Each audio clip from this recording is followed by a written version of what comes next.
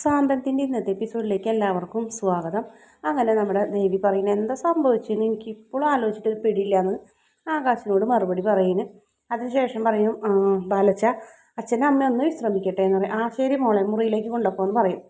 അവിടെ ചെന്ന് കഴിയുമ്പോൾ ദേവി പറയുന്നുണ്ട്, സമാധാനമായില്ലേ ഇപ്പം എല്ലാം ശരിയാക്കാമെന്ന് പറഞ്ഞിട്ട് ഇപ്പം എന്തായി? ഒന്നും നടന്നുമില്ല, നാട്ടുകാരുടെ മുന്നിൽ നാണം കെട്ട്. എന്തിനാ അച്ഛൻ ഇങ്ങനെയൊക്കെ ചെയ്യണത്? ഞാൻ പറഞ്ഞതല്ലേ ഇതൊന്നും വേണ്ടാന്ന്. ഒരു കള്ളം പറഞ്ഞിട്ട് ഇപ്പം 100 കള്ളം പറയേണ്ടി വന്നില്ലേ? ഇവരുടെ മുന്നിൽ ഞാൻ നാണം കെട്ടില്ലേ? ഇവർ മോളെ ഒന്നിനൊന്നും സംഭവിച്ചില്ലല്ലോ എന്നാ. ഒന്നും സംഭവിച്ചില്ലല്ലേ? ഇവരാരും ഒന്നും അറിയാഞ്ഞത് ഭാഗ്യം. ഒന്നും ഒക്കെ പാവങ്ങളാണ്. ഒന്നും ഒരു സംശയവും തോന്നിയിട്ടില്ല അവർക്ക്. മരുമകൾ ലോക കള്ളിയെന്ന് അറിഞ്ഞാലത്തെ അവസ്ഥ അറിയോ? സ്വന്തം ഭാര്യനെ ഒരു തെറ്റ് മറച്ചു വെച്ചതിന് പുറത്താക്കിയ ആളാണ്, അറിയോ? എന്നിട്ടാണ് മരുമോളെ ശിക്ഷിക്കാണ്ടിരിക്കുന്നത് എന്ന് പറഞ്ഞ് ദേവി ഇങ്ങനെ പൊട്ടിക്കരയണം. അപ്പോൾ ആ സമയത്ത് ആനന്ദം കൊണ്ട് പറയും, ദേവി നീ എന്തിനാ അങ്കിളിനെ വഴക്ക് പറയുന്നത്? അതൊക്കെ കഴിഞ്ഞില്ലേ എന്ന് പറയും. മോനെ മനഃപൂർവ്വമല്ല മോൻ, ഞങ്ങളോട് വിഷമമൊന്നും വിചാരിക്കരുത്. ടി വിയിലും മൊബൈലിലൊക്കെ കണ്ടിട്ടില്ലേ ഭർത്താക്കന്മാർ സർപ്രൈസ് കൊടുക്കണതും മക്കൾക്ക് സർപ്രൈസ് കൊടുക്കണതും. അങ്ങനെ ഞാൻ ചെയ്തു പോയതാണ് മോനെ. മോൻ എന്നോട് ക്ഷമിക്കണം എന്ന്. അയ്യോ അങ്കിളെ അതൊന്നും സാരില്ല, നേരത്തെ പറഞ്ഞിരുന്നെങ്കിൽ നല്ലൊരു ദിവസമായിട്ട് ഇതിൻ്റെ ആവശ്യമില്ലായിരുന്നു എന്ന് മാത്രമേ ഉള്ളൂ. വേറെ ആർക്കും ഇവിടെ ഒരു വിഷമമില്ല. ഞങ്ങൾ കാരണം നാട്ടുകാർക്കൊക്കെ നിങ്ങൾ നാട്ടുകാരുടെ മുന്നിൽ നാണം കെട്ടില്ലേ? അതൊന്നുമില്ല, നിങ്ങൾ അതിനെപ്പറ്റി ഒന്നും ആലോചിച്ച് വിഷമിക്കണ്ടെന്ന് പറയും. പിന്നെ മോനെ പോലെ ഒരു മരുമോനെ കിട്ടിയതിന് ഞങ്ങളുടെ ഭാഗ്യം എന്ന് പറയുമ്പോൾ ദേവി ഇങ്ങനെ ഒന്നും ഇടാണ്ട് കണ്ണു നിറഞ്ഞു നിൽക്കും. അതുപോലെ തന്നെ എന്തെങ്കിലും ദേവി തെറ്റ് ചെയ്തിട്ടുണ്ടെങ്കിൽ നിങ്ങൾ മോൻ ക്ഷമിക്കണം കേട്ടോ ദേവിയോട്. അപ്പോൾ ദേവി അങ്ങനെ തെറ്റ് ചെയ്യുന്ന ആളൊന്നുമല്ല. അങ്കിൾ അതേക്കുറിച്ച് ആലോചിച്ച് വിഷമിക്കൊന്നും വേണ്ടാന്ന് പറയും. അല്ല, മറ്റാരെങ്കിലും എന്തെങ്കിലും തെറ്റ് ചെയ്തിട്ടേ അതിൽ ദേവിക്കൊരു പങ്കും ഇല്ലെങ്കിൽ പോലും ദേവി അതിൽ പ്രതിയായിട്ടുണ്ടെങ്കിൽ മോൻ ക്ഷമിക്കണോട്ടാന്നൊക്കെ പറഞ്ഞപ്പോൾ അങ്ങനെ പറഞ്ഞാൽ ശരിയാവുമെന്ന് തോന്നുന്നില്ല അങ്ങളെ. കാരണം അച്ഛന് ഭയങ്കര വാശിന്. അച്ഛനെ നേരെ പോ എന്നുള്ളൊരു സ്വഭാവമാണ്. അങ്ങനെ ആകുമ്പോൾ പ്രശ്നമാവൂട്ടാ. അയ്യോ പ്രശ്നമാവും എന്നൊക്കെ പറയും. അതൊന്നും സാരമില്ല, അങ്ങൾ വാന്ന് പറഞ്ഞാൽ അവർ പോകും. ദേവീനെ സമാധാനിപ്പിക്കുന്ന മോളെ സമാധാനമായിട്ടിരിക്കട്ടെ എന്ന് പറഞ്ഞ് അവിടെ നിന്ന് ശ്രീകലയും രക്ഷപ്പെടുന്നുണ്ട്. ഹാളിലാണെങ്കിൽ അവരെയും കാത്ത് എല്ലാവരും ഇങ്ങനെ ഉറങ്ങാണ്ട് ഇങ്ങനെ കാത്തിരിക്കുന്നു. പറയും, എന്നാൽ ഞങ്ങൾ ഇറങ്ങട്ടെ ബാല എന്ന് പറയും. അയ്യോ സാറേ കാപ്പി കുടിച്ചിട്ട് പോയാൽ മതി. അതൊന്നും സാരമില്ല, ദൈവമോളൊറ്റയ്ക്കല്ലേ, ഞങ്ങൾ ആ വീട്ടിൽ ചെന്നിട്ട് കഴിച്ചോളാം എന്ന് പറയും. പിന്നെ പറയും, അതെ ഇന്ന് ദൈവമോളെ സ്കൂളിലേക്ക് കൊണ്ടാക്കുന്ന ദിവസമല്ല, നമുക്ക് എല്ലാവർക്കും കൂടി കൊണ്ടാക്കാം, കുറച്ച് കഴിഞ്ഞിട്ട് പോകാമെന്ന് ബാലൻ പറയും. പറയും, എല്ലാവരും കൂടെ പോകേണ്ട കാര്യമില്ല, ചേട്ടനെ സ്കൂളിൽ ചേർത്താനല്ല പോണത്, പഠിപ്പിക്കാനും. ഏട്ടത്തിൻ്റെ മുഖം വിളറിയെന്ന് ആര്യം പറയും. അത് ശരിയാണ്. എന്നാൽ അവർ രണ്ടാളും ആദ്യം ബാലച്ചനും നമ്മുടെ ഉദയഭാനും പോട്ടെ എന്നാണ് പറയുന്നത്. പക്ഷെ അത് വേണ്ട, അവർ രണ്ടുപേരും പോട്ടെ എന്നാക്കിയ ലാസ്റ്റ്. അങ്ങനെ ആ തീരുമാനവുമായി അങ്ങനെ അവർ ഞങ്ങൾ പോട്ടെ എന്ന് പറഞ്ഞ് ദേവിയുടെ അമ്മയും അച്ഛനും അവിടെ നിന്ന് പതുക്കരെ രക്ഷപ്പെടുന്നു. ദേവി പിന്നാലെ പോകുന്നുണ്ട്. എന്നിട്ട് അവിടെ ചെന്ന് പറയാ, അമ്മ എന്നോട് വിഷമമൊന്നും വിചാരിക്കരുത്, ഞാൻ അപ്പോഴത്തെ വിഷമത്തിനും ഓരോന്ന് പറഞ്ഞതെന്ന് പറയും. അതൊന്നും സാരില്ല മോള് പൊക്കോ, മാറി നിന്ന് സംസാരിക്കണമ്പോൾ അവർക്ക് തെറ്റിദ്ധാരണ വേണ്ട. സർട്ടിഫിക്കറ്റിൻ്റെ കാര്യം ഞാൻ എന്ത് പറയുന്നതപ്പം അത് കാണാനില്ല എന്ന് പറഞ്ഞാൽ മതി.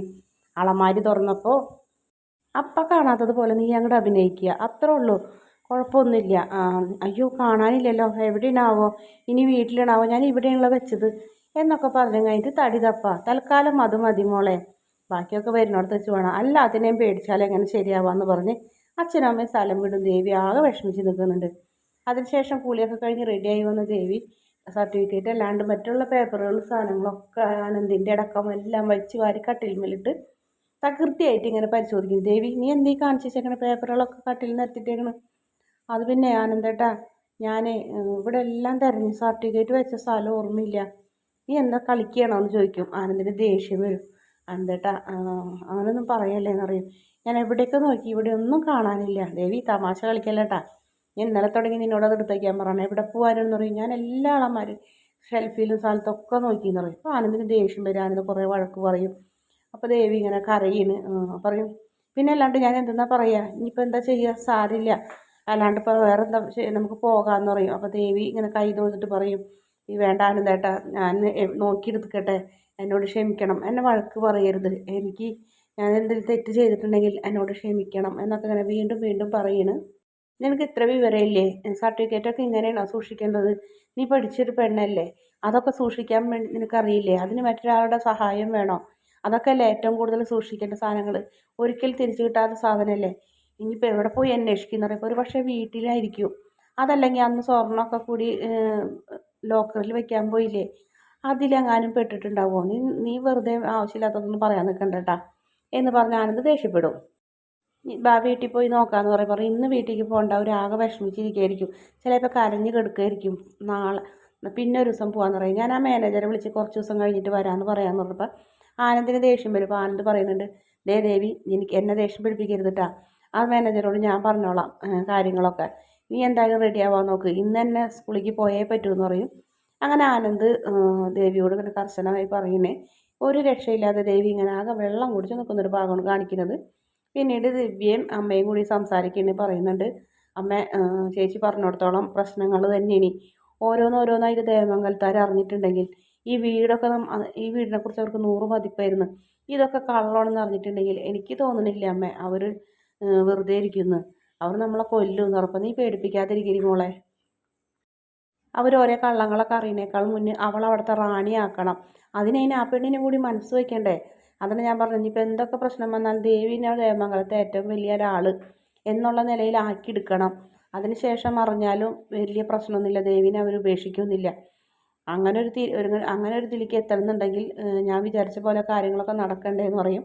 അങ്ങനെ പറഞ്ഞാലും സ്ത്രീകൾക്ക് നല്ല പേടിയുണ്ട്. സ്ത്രീകൾക്ക് മാത്രമല്ല, വിദ്യയും പറയുന്നുണ്ട്, എനിക്ക് തോന്നുന്നില്ല ഇതെവിടെ ചെന്ന് അവസാനിക്കുകയാവോ, ചേച്ചി വല്ലാത്ത വിഷമത്തിലായിരിക്കും എന്ന് പറഞ്ഞ് അമ്മയോട് ഇങ്ങനെ പരാതി പറയുന്നുണ്ട്. അതിനുശേഷം മിത്രനെ കാണിക്കുന്നത്. മിത്ര ഒരുങ്ങിക്കൊണ്ടിരിക്കുന്നത്. ആര്യനെ വിളിക്കണോ വേണ്ട, പാവം ഉറങ്ങിക്കോട്ടെ കുറച്ചു നേരം കൂടി എന്ന് വിചാരിക്കും. അതിനുശേഷം പെട്ടെന്ന് കൈതട്ടി ഒരു ഗ്ലാസ് താഴെ വീണ് പൊട്ടും. അപ്പോൾ ആര്യൻ ഞെട്ടി എഴുന്നേൽക്കുന്നുണ്ട്. എന്താണെന്ന് ചോദിക്കും. പറയും, അയ്യോ എൻ്റെ കൈതട്ടി അറിയാതെ ഒരു ഗ്ലാസ് തട്ടി വീണാണോ. ഒരു ഗ്ലാസ് വീണ ശബ്ദമാണ് കേട്ടത്, അല്ലാണ്ട് വേറെ ഒന്നുമല്ലല്ലോ. ഞാൻ ആകെ പേടിച്ചു പോയി എന്ന് പറയും. നല്ലൊരു സ്വപ്നമായിരുന്നു പറയും. എന്താണെന്ന് ചോദിക്കും.